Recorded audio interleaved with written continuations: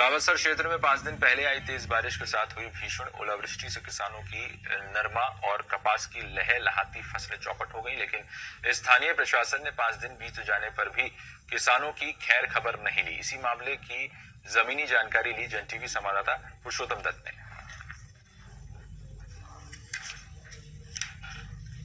ने। सोना उगलती है, यह बात सुनने में बहुत ही आसान और अच्छी लगती है कि धरती सोना उगलती है, लेकिन वो किस वक्त जाके सोना उगलती है इस बात का अंदाज़ा आज यहाँ पर होगा।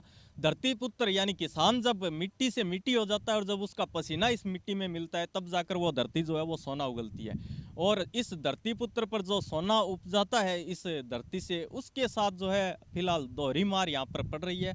और ऐसे में यहाँ पर एक विडंबना यह भी है कि किसान के साथ हो रही इस दोहरी मार की तरफ शासन और प्रशासन का कोई ध्यान नहीं जा रहा है। हर तरह के नियम कायदे कानून इन्हीं किसानों के ऊपर लागू होते हैं, इन्हीं धरती पुत्रों को हर नियम कायदे कानून को भुगतना पड़ता है। कोरोना की महामारी के चलते लॉकडाउन के दौरान जो मार पड़ी वो धरती पुत्र पर पड़ी। आज उसका सारा का सारा सोना जो पैदा किया हुआ है वो मंडियों में भीग रहा है और उठाव के इंतजार में पड़ा है।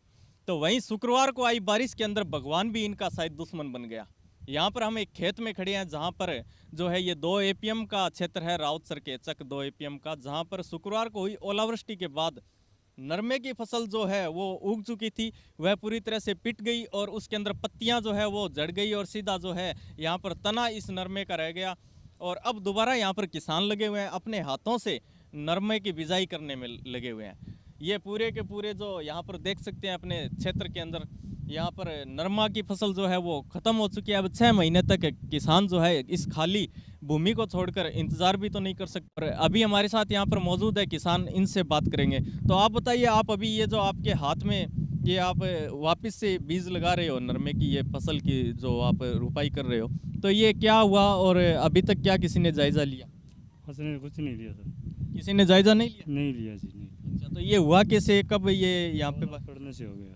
ओलावृष्टि हुई थी? ओलावृष्टि ऐसे भी पड़ने से सारा पौधा खराब हो गया नरमे का। अच्छा, तो आप अब हाथों से ये तुपाई कर रहे हैं? तो अपने से खर्चा बहुत बढ़ गया, पानी का, बाई का, बिजाई का बहुत पड़ जाता है, इसलिए हाथों तोपते हैं। देखो समझ में आ जाए तो भगवान लग जाएगा तो हो जाएगा, नहीं तो फिर बैठे। नहीं तो अब ये फसल आपकी चौपट हो गई।